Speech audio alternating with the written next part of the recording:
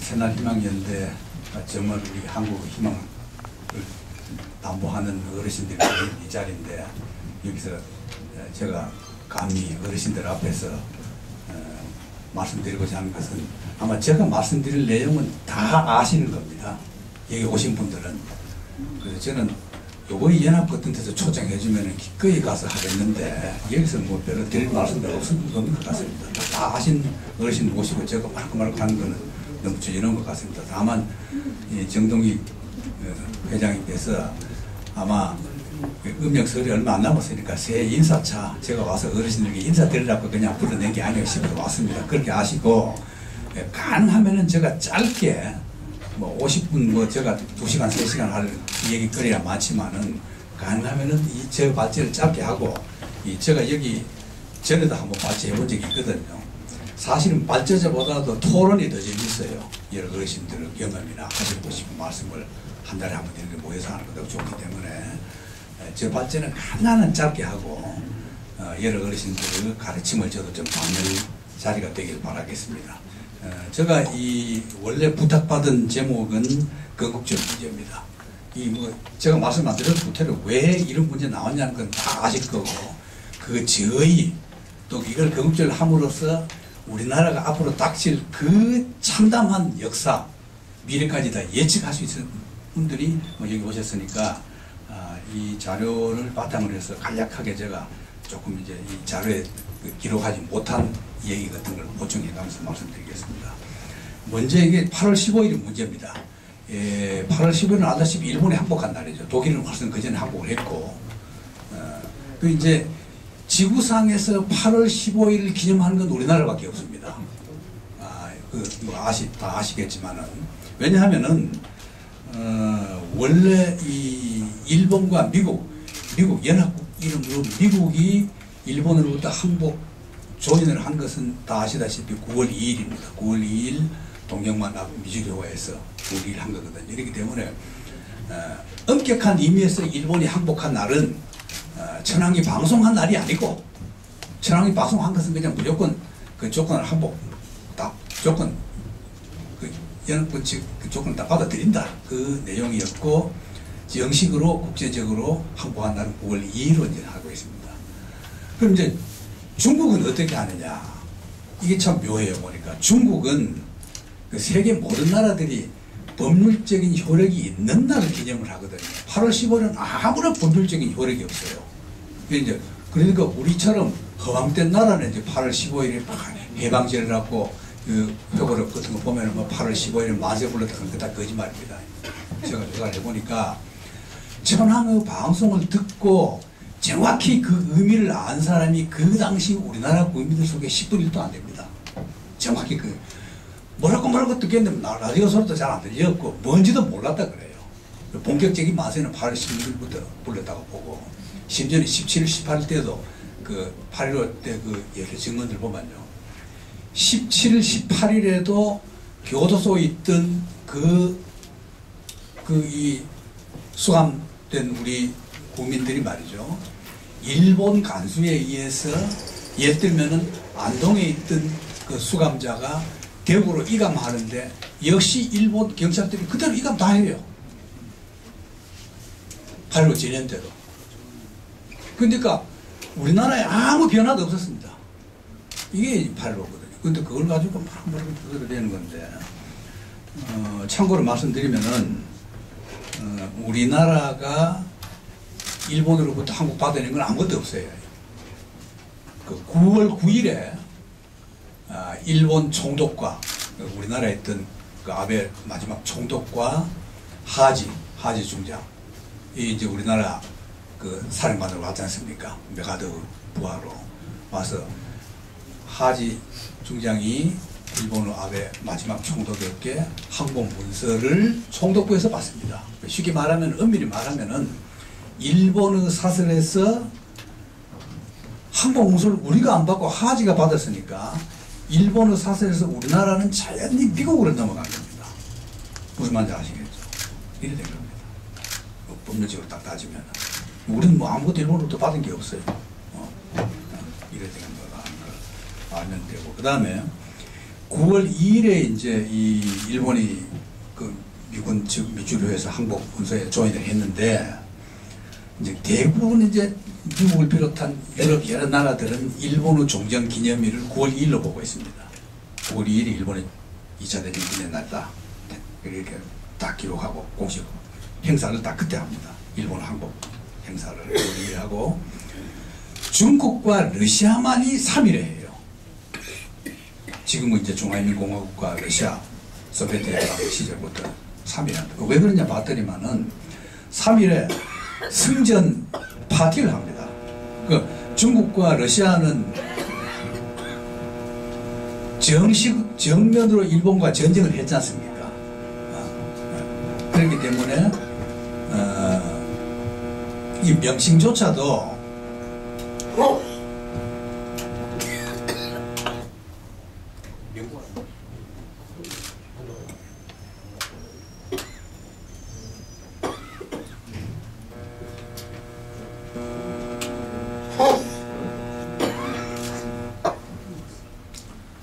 이 명칭조차도 중국의 경우는 항일전쟁 승리 기념일, 항일전쟁 승리 기념일 그렇게 딱 정식으로 나와야 됩니다. 그리고 우리나라는 처음에는 해방절, 해방의 날 이렇게 했다가 이승만 정권 밑에서 광복절로 바뀝니다. 그거 참 웃기지 않아요? 이승만 자신이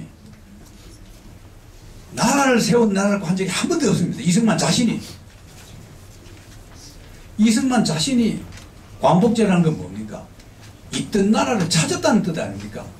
그 이승만 자신이 있던 나라를 찾았다고 했는데 어떻게 그 몇십 년이 흐른 뒤에 그 형편없는 역사도 모르는 이명박이나 박근혜가 와서 그게 건국제라고 할 자격이 있냐 말이죠. 이승만 자신이 있던 나라 찾았다고 광복제라고 이렇게 붙여놨는데 이런 해괴한 일이 이제 벌어지고 있는 게 바로 이제 건국제라는 이 명칭에 대한 그 얘기가 되겠는데, 그리고 이제 제가 거기 일본에서는 잃어버린 해방절 이렇게 했는데, 김기림의 유명한 시, 저는 8.15 올 때마다 이 시가 생각나요. 아직까지도 8.15를 노래한 시 중에서 이렇게 절박하게 우리나라 8.15가 얼마나 훼손되느냐는 걸 노래하는 시는 아직까지 없습니다. 지금 시인들이 우리나라 뭐 4,000명이나 되는데, 전부 시인들이 뭐라고 자빠졌는지 이런 시도 하나 못 써요.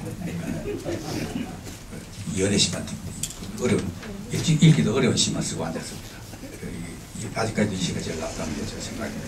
그랬었고, 그 다음에 이제 8.15를 이제 우리가 건국절로 할 때 이제 가장 딱 부딪힌 문제가 뭐냐면은 이 논리가 뻔해요. 이승만을 건국을 아버지로 하고, 왜 이승만의 초대 대통령이었으니까 이승만 건국 아버지를 하고, 그럼 이승만을 건국 아버지를 하면은 이 나라가 이제 그야말로 세계 만방에 이제 빛나는 대한민국이 되어서 그럼 그 나라 대통령, 역대 대통령들을 다 그냥 쫙 합법적인 올바른 일을 했다는 대통령을 이제 모시려는 거다. 그럼 이승만을 건국 아버지, 그 다음 경제 건국 아버지 박정희. 뭐 속셈이 뻔해요. 이런 걸로 이제 8.15를 건국절로 해버린단 말이죠. 그러면은 여러분 생각해 보십시오. 우선에 건국이라는 단어부터 우리가 생각해야 됩니다. 건국이라면 그 되게 유구한 역사가 있는 나라의 건국은요. 건국은 전부 전설과 신화의 시대입니다. 다 신화와 전설 속에 속합니다.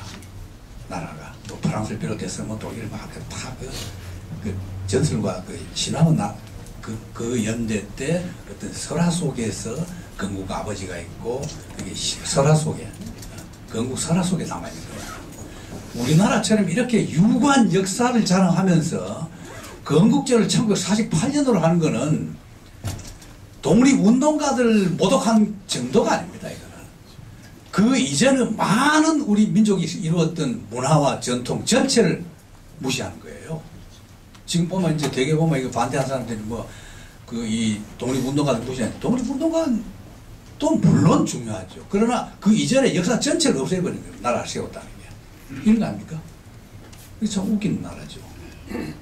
그리고 2차 대전 이후에 세운 나라들은 분명히 무슨 건국절이 있죠. 그리고 이제 이 반대론자들 논리에도 보면 말이죠.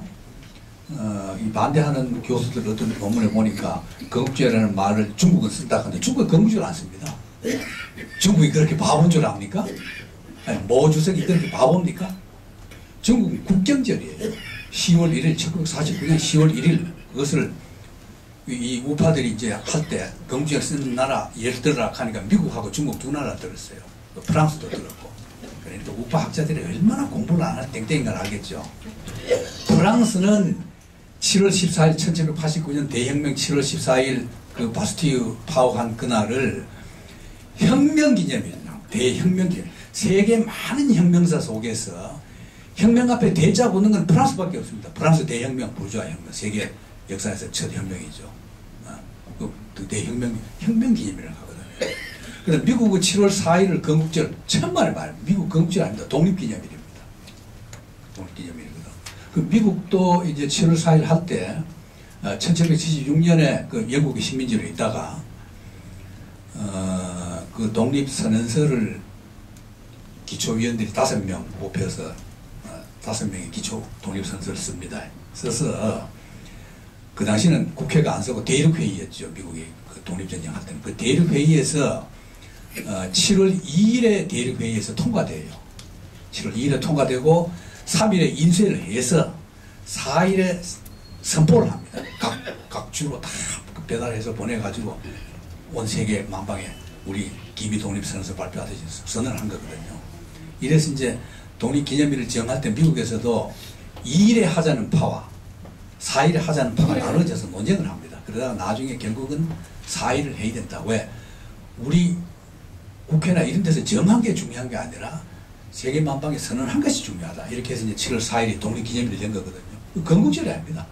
그리고 미국은요, 그 민주주의, 민주주의도 또 그렇게 알맞는 민주주의는 아니지만은, 침략 민주주의지만은, 그 미국조차도 건국절이라고 안 하고, 그 말할 때 미국 역사에 보면은 건국의 아버지들 파더스를 반드시 복수를 붙입니다.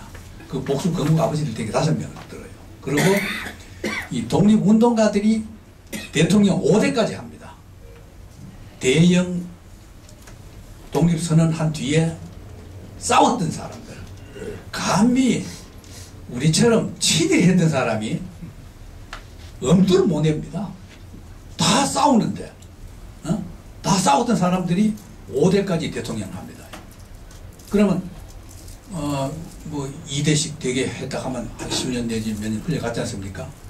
흘러가면은 그 10년, 20년 흘러가지고 5대 동안 하면은 4년씩 8년, 2번 하면 8년 하면 한 20년 흘러갑니다. 그러면은 5대까지 독립운동가들이 대통령 다 한 뒤에 그 뒤에는 어떻게 됐냐? 그 뒤에는 이제 그야말로 이제 독립전쟁 직접 참여하는 연령이 지내버린 세대들이 컸기 때문에 그때는 이제 대통령들이 바뀌어요. 6대부터 대통령들이 이제 독립전쟁과는 관계없던 사람 바뀌거든요. 그러나 이러나 저러나 그게 독립기념일이지 건국기념일. 미국이야말로 건국절이라고 해도 손색이 없는 겁니다. 나라가 처음 생겼으니까. 식민지에다가. 그런데도 건국절이라고 안 하고 독립기념일로 합니다. 중국 모 주석이 그 10월 1일 중화인민공화국 정부 선언한 게 10월 1일인 것처럼 광장에서. 그리고 건국절이라고 안 그래요. 착각하면 안 됩니다. 국경절. 지금 보면 중국 공식 그 10월 1일 명칭이 국경절입니다. 국경절. 나라가 제일 기쁜 날. 그게 뭐 10월 1일을 말하는 거죠. 이런 거도.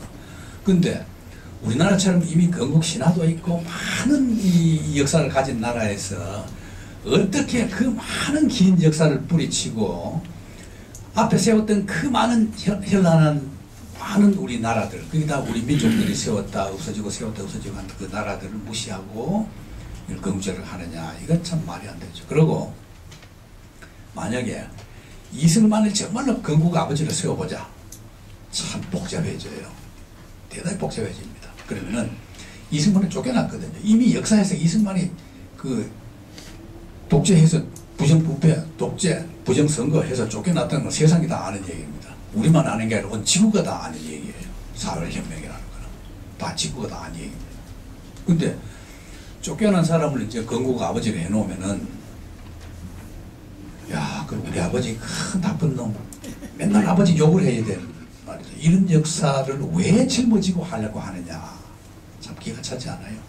근데 거기다 또 박정희를 갖다 붙여요. 이 궁합이 안 맞아요. 왜 안 맞으냐면은, 박정희는 여러분들이 알다시피 여순사건 관련자입니다. 그러면은 이승만이 만약에 건국 아버지면은 박정희는 건국 아버지에게 두 번 큰 죄를 지어요. 그 두 번 큰 죄가 뭐냐? 첫 번째는 여순 발화사건. 두 번째는 박정희가 쿠데타를 이렇게 해야 되겠다고 마음먹은 것은 이승만 시대입니다. 장면 그 민주당 살고 뒤에 집권 시대가 아니에요. 이승만 시대 때 계속 그 모여서 이런 정권 안 되니까 쿠데타 해야 된다. 그건 뭘 했습니다. 그건 맞습니까? 이승만을 그 정권이 못마땅해서 쿠데타를 음모했던 사람과 건국 아버지를 이승만 만들어 놓고 이게 나빠서 독재 체제하는 이거 나를 망친다고 쿠데타를 음모했던 사람이 붙여놓고 건국 아버지하고 같이 붙여가지고 두 훌륭한 지도자. 이 궁합이 맞아요. 어떤 논리로도 도대체 이 궁합이 안 맞다 이 말이에요. 그런데 이걸 이제 하자는 거예요. 하자는 겁니다. 참 좀 무식해도 약간 무식해야 되는데 너무 도가 지나쳤다는 생각이 들어요. 그래서 제가 여기 써놓은 게 여러분들 첫 페이지에 써놨는데 그럼 왜 이렇게 할까? 여기 다 나와 있습니다. 건국중 하면 이렇게 됩니다. 속셈이 다 뻔히 보여요. 만약에 이승만을 이제 이 건국 아버지를 하고 8.15를 건국절로 해버리면은 지금 이제 박근혜 정권이 강조하는 게 뭐냐면은 그 우파들 학자들이 그 공부 안 하는 학자들이 주장하기를 지금이 꼭 8.15 이후하고 똑같다 이 얘기입니다. 8.15에 어떻게 했습니까? 독립투사를 빨갱이로 잡아넣지 않습니까? 그 일본의 제일 통보 작가 김달수라는 대단히 좋은 훌륭한 소설가가 하나 있었는데 그 김달수 쓴 소설은 태백산맥이라는 소설이거든요. 우리나라 8.15 직후 한국 상황을 다룬 소설인데 그 소설 보면 이렇게 되어 있습니다. 8.15를 맞았을 때 서대문 형무소에 있어요. 8.15를 맞아서 석방대에 나옵니다. 독립운동가죠. 나와서 만 1년 만에 다시 서대문 형무소에 갇힙니다. 이게 김달수 태백 줄거리거든요. 대간이 잘 썼죠. 쉽게 말하면은 8.15 해방의 날이라는 것이 1년 만에 도람에 타버린 거죠. 46년 8월 15일 때만 이미 이건 일제시대하고 똑같은 나라 없는 백성이 되어버린 겁니다. 그게 이제 김달수가 태백산맥에서 쓴 기본 줄거리가 그런 거거든요. 그럼 이제 8.15 이후에 그 주요 명분이 뭐냐면은 빨갱이는 안 된다. 친일파는 괜찮아도 빨갱이는 안 된다. 이게 이제 8.15 이게 기본적인 가치관이지 않습니까? 그럼 그 빨갱이는 누구냐? 이승만 반대하는 사람, 친일파를 비판하는 사람, 그 토지 개혁을 해야 된다는 사람, 통일을 해야 된다는 사람, 자주 독립을 해야 된다는 사람. 이게 전부 빨갱이거든요. 그 민주주의 하자는 사람, 자유, 평등, 박애, 뭐 인권이 어떻고 뭐 이런 거 말하는 사람, 노동자, 농민 좋아하는 사람. 이게 전부 빨갱이란 말이에요. 그 지금 그 개념하고 똑같죠. 그거 다 빨갱이거든요. 그러면은 그런 걸 다 빨갱이 해놓으니까 얼마나 편리합니까? 그러니까 서북청년단이 나와서 참 그 세계 역사에서 유례없는 그 추악한 비인도주의적인 처사를 겪어서 이제 정권을 잡은 게 이제 이승만 정권 아닙니까? 그럼 이제 그래 잡은 정권이 나라 아버지가 되면은 건국 아버지가 되면은 결국은 이제 그 논리가 그대로 그런 논리식으로 앞으로 나라를 다스려 나가자. 그 취지예요. 너무나 뻔해. 그러면 그 논리에 맞는 게 누구냐? 박정희다. 그럼 이승만, 박정희, 전두환 이런 사람들처럼 나라를 다스려 나가는데 매라고 떠드는 거. 이 뭐 지금 이제 말이 좀 바뀌었어요. 빨갱이에서 종북좌빨로 종북좌빨 한 글자가 더 빨갱이 세 글자에서 네 글자 하나 더 그건 종북좌빨. 야 결국 그 얘기. 그러니까 지금 그 신서북 청년단이 나오지 않습니까? 여러분 생각해 보십시오. 이승만 때 공을 세웠던 서북 청년단이 그 뒤에 5.16 뒤에도 그 쿠데타를 일으킨 박정희 정권 밑에서도 그 혹독한 유신탄압 아래서도 서북 청년단을 재건하자는 말은 입 밖에도 안 나왔습니다. 입 밖에도 안 나왔어요. 전두환 그 학살범이 집권했을 때도 서북 청년단을 만들자는 이 얘기는 입 밖에도 안 나왔습니다. 왜? 자기들 죄악을 저진 줄 알기 때문에. 그런데 어떻게 지금 21세기에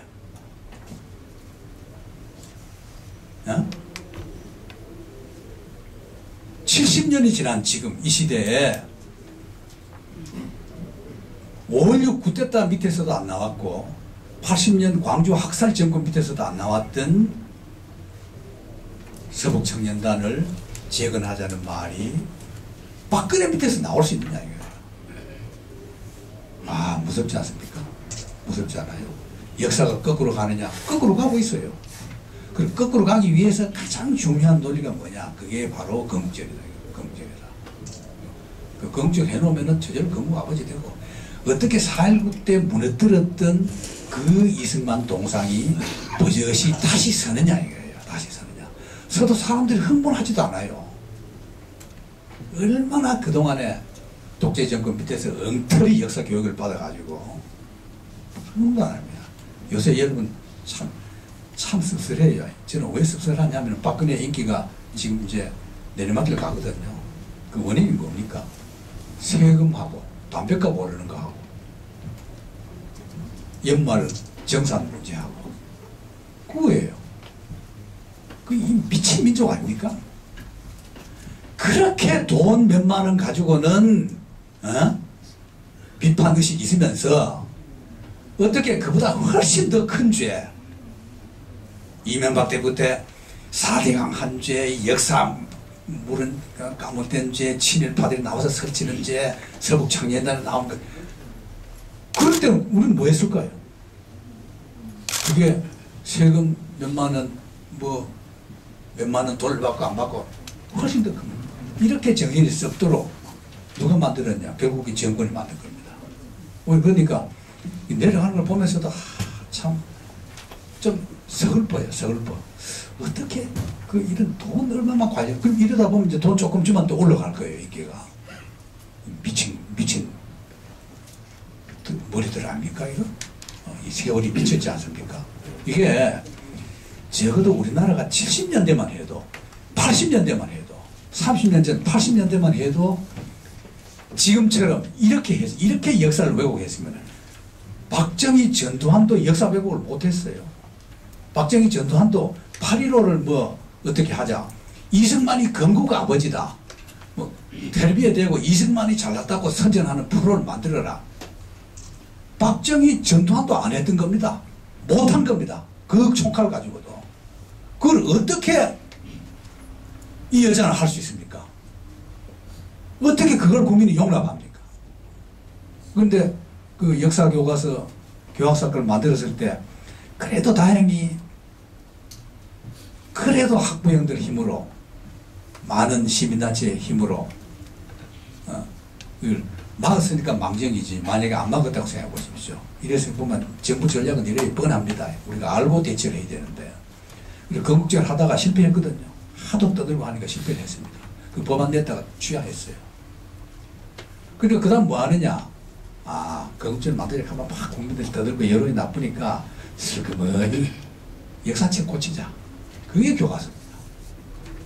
그리고 교과서를 이제 그 교학사가 내서 엉터리 교과서를 냈단 말이죠. 그 얼마나 엉터리인 줄 압니까? 그 필자부터 이걸요 알면은 참 우리나라 사람들 너무 뭘 좀 알고 싶어 하나요? 신문도 하나 제대로 안 봐요. 알면 흥분할 겁니다. 우리 민족문제연구소가 그 교과서를 제일 치밀하게 분석을 제일 많이 해가지고 그걸 발표하고 이랬는데 교학사 선생님 전화가 왔어요. 그 어디 틀렸는 거 좀 가르쳐 줬으면 좋겠다고. 미친놈들 아니에요? 좀 걱정이에요. 우리 연구소 정보 셀까봐. 큰 것만 몇 개 그냥 언론에 발표하고 뭐 몇백 개 되는 걸 발표를 안 했단 말이에요. 근데 자기들은 또 고쳤는데 또 틀리거든요. 그럼 고쳐서 새로 낼 때마다 우리가 또 틀린 걸 지적한단 말이에요. 그러니까 자기들 머리는 안 되니까 그러나 우리한테 뭐 뭐 100조쯤 가지고 와가지고 역사 좀 사자고 얘기하면 뭐 정보를 내줄 수도 있죠. 그 정도 돈 주면. 그냥 몇 입으로 전화해가지고 어디 틀린 거 좀 알려줬으면 좋겠다. 우리 직원이 그냥 막 소리 질러가지고 안 된다고 한 적이 있는데 이렇습니다. 그러니까 이제 여러 개의 국정제도로서는 교과서를 내도 또 안 된다. 이걸 알았단 말이죠. 그럼 그 다음 어떻게 하냐? 국정교과서입니다. 국정교과서 지금 준비하고 있잖아요. 해야 된다 그러지 않습니까? 야, 어떻게 이런 머리가 나왔냐. 그럼 국정교과서 지금 뭐 아마 몰래 준비 뭐 하고 있겠죠. 그러면 이제 그런데 걱정할 게 없습니다. 왜냐하면은 원래 차기 국정교과서의 사용일이 2018년이거든요. 8년이면 2017년이 대통령 선거입니다. 내년이 총선이에요. 그래서 여러분들도 지역에 가셔서 시골에 있는 고향이나 그런 국회의원들한테 내년 총선 때의 이슈를 역사 문제를 잡아야 됩니다. 복지 가지고 아무 쓸데없어요. 저는 복지가 쓸데없다는 뜻이 아니고 복지 문제를 우리가 아무리 제기해도 또 거짓말로 하겠다 그럽니다. 지금 봐요. 유승민 원내 총무가 막 하겠다고 떠들잖아요. 그러니까 그 엉터리 정당 지지율이 3%가 올랐다 그럽니다. 유승민 원내 총무 되고 난 뒤에. 그리고 국민들이 저렇게 쏟고도 아직도 또 쏟을 준비가 되어 있는 국민입니다. 우리 국민들이. 참 사기치기 좋은 국민이야. 그러지 않아요? 박근혜가 그렇게 거짓말하고 한 건도 안 지키면은 박근혜 개인의 문제가 아니고 이것은 이 당 전체의 문제다. 당뿐이 아니라 그 당을 지지하는 사람들 전체가 다 거짓말하는 사람들이다. 이렇게 인식을 해줘야만이 국민들이 정신 차리고 이 부분에 어떤 사람들은 다 사기꾼들이구나. 선거 때 아무리 좋은 공약을 내놔도 저건 안 지킬 거구나. 이렇게 몰아가야 되거든요. 우리가. 그래 몰아가야 되는데 야당이라는 게 썩어 빠져가지고 그게 우리 아이디어라고 지어가 무슨 지어 아이디어야. 그게 학자들 아이디어 지금 썩은 대가리들 모여가지고 그러지 않아요? 이러니까 우리가 국민이 힘들죠. 그래서 결국은 이제 정점을 이런 정점을 안 삼아요. 꼭 때만 무슨 그런 거 옛날 얘기하면 안 된다 이러거든요. 지난번에도 전 대선 때나 총선 때 이런 걸 정점을 삼으라고 박근혜하고 토론하는데 직접 그런 거 정점을 삼아야 된다고. 근데 그러면 봐요. 이래 되잖아. 만약에 그때 이런 걸 정점 삼아가지고 이래 할 거냐 안 할 거냐, 교과서 자유화하고 할 거냐 안 할 거냐, 친일파 청산 정신 밝힐 거냐 안 밝힐 거냐, 국내 친일파 청산할 거냐 안 할 거냐. 국내 지금 이거 하는 것들이 전부 친일 옹호파들입니다. 이거 정점 삼았으면 공격하기 얼마나 좋아요. 공개 토론에서 당신 그래 말했는데 왜 이렇게 하냐. 안 하는 거고. 그러니까 여러분들 이번에는 내년 총선부터 역사 문제를 삼아야 됩니다. 역사관이 바로 안 서면은 복지가 뭐고 다 거짓말이다. 이걸 확실히 심어주고. 그게 복지 문제 아무리 좋은 성격 내놔도 어느 당에서 하면 그만이에요. 역사 문제는 어느 당이나 할 수 없습니다. 거짓말하고 친일 옹호하는 세력들은 역사 문제에 대해서는 자기들이 거짓말하고 빼빼스럽게 회피할 수밖에 없는 거죠. 이래서 내년 총선에 내후년 이렇게 걸렸기 때문에 결코 이런 음모 뒤에서 적당해가지고 국정교과서 만들어가지고 막 애들부터 가르쳐가지고 하고 역사관 만들어가지고 거짓말 역사자료 집어넣어놓고 동상 이승만 박정희 동상을 막 여기저기 세우고 기념관 몇천억 들여서 세우고 아무리 해봤자 그 역사를 정탈하는 건 그리 쉽지 않다. 이게 이제 저는 낙관을 합니다. 역사는 그렇게 쉽지 않습니다. 그거는 이미 세계의 역사에서 어떤 절대 권력자도 나폴레옹도 누구도 역사를 왜곡하다가 다 자기 권력이 무너졌지 역사 왜곡 성공한 독재자는 하나도 그런 절대자는 하나도 없습니다. 하물며 단임 5년 불과 3년 내 그럼 거기 가서 지금 아무리 만들어도 집필하는데 1년 검토하는데 1년 예지하는데 얼마 해가지고 2018년부터 하려고 하면 누가 대통령이 될지 몰라요. 누가 대통령이 되든 아마 그 책은 아마 쓰레기통을 바로 만들자마자 쓰레기통으로 들어갈 거예요. 우리도 이제 그렇게 알고 그러나 가만히 있으면 안 됩니다.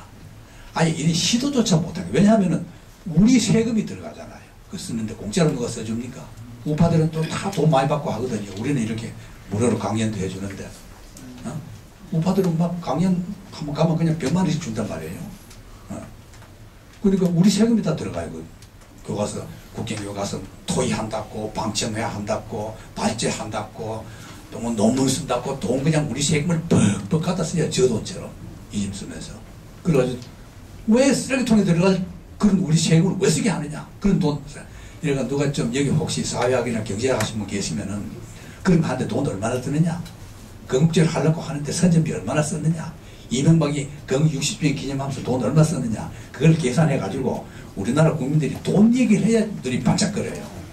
그래가지고 이거 하는데 돈 얼마 썼다. 뭐냐? 이래 나가야 정신 차리지 않느냐. 4대 강도 가만히 있다가 돈 나오니까 사람들이 흥분해요. 아니 얼마 썼다. 매년 얼마 몇 조 들어간다 하니까 사람들이 흥분합니다. 야, 참, 저 뭐 황금충들이야, 황금충들.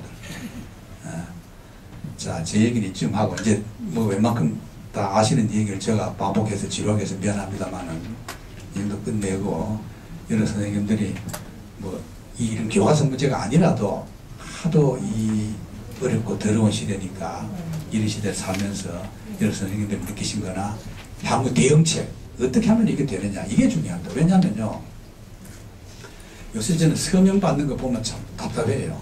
아니, 서명이 하지 말자는 뜻이 아니고, 1000만 명이 서명해도 아무 쓸데없어요. 왜? 안 들어주니까. 그러지 않습니까? 명박산성, 박근혜, 소통이 부족하다. 말 잘하면 상관없어요. 소통이 부족한 게 아니에요. 아무리 소통해도 안 들을 여자입니다. 그렇지 않아요? 저는 그래 봐요. 남북 문제 그 통일에 대한 의지가 없다. 그런 얘기를 여러분 바라지 마세요. 그거 바랍니까? 이명박 박근혜는 제가 보건대는 민족의식, 역사의식, 국민의식 전혀 없습니다. 아무 생각 없어요. 대책도 없고 말을 잘 알아듣는가 안 알아듣는가는 저도 안 해봐서 모르지만은 그런 걸 기대 안 해야 됩니다. 그래서 어떤 것도 다 그냥 그 반응 없는 메아리에 불과합니다. 어떤 청원도 어떤 강화도 안 돼요. 그냥 대통령 빨리 끝내는 길밖에 없거든요. 그러면 뭐 약이 없어요. 여러분 되는 건 뭐 있습니까? 아무것도 안 돼요. 세월로 보십시오. 뭐 조사위원회 만들었는데 보십시오. 뭐 잘 됩니까? 제가 예언하건대 잘 안 될 거예요. 보나마나. 지구상에서 특별조사위원회 만들어서 잘된 조사위원회는 하나도 없습니다. 미국 대통령 암살당한 뒤에 조사위원회 뭐 트럭으로 조사 보고서 냈죠. 여러분 세계사 다 배웠죠. 세계사 조사위원회 만든 거 많거든요. 조사위원회 제대로 조사 밝힌 게 있습니까? 없습니다. 근데 대한민국에서 그걸 밝히겠어요? 그렇다고 조사위원회 필요 없다는 건 아닙니다. 저는 오해하지 마십시오. 그래도 최대한으로 많이 밝혀야겠죠. 그러나 권력이라는 게 그만큼 철도 같다. 이걸 우리가 알고서 대응해야 된다는 걸 말씀드리고 싶어서 한 거고, 이런 여러 가지 이런 역사의 그 쿠데타를 철저히 봉쇄하는 것을 여러분들, 여러 선생님들께서 좋은 말씀 많이 해주길 바라면서 제 말씀 끝내겠습니다. 감사합니다.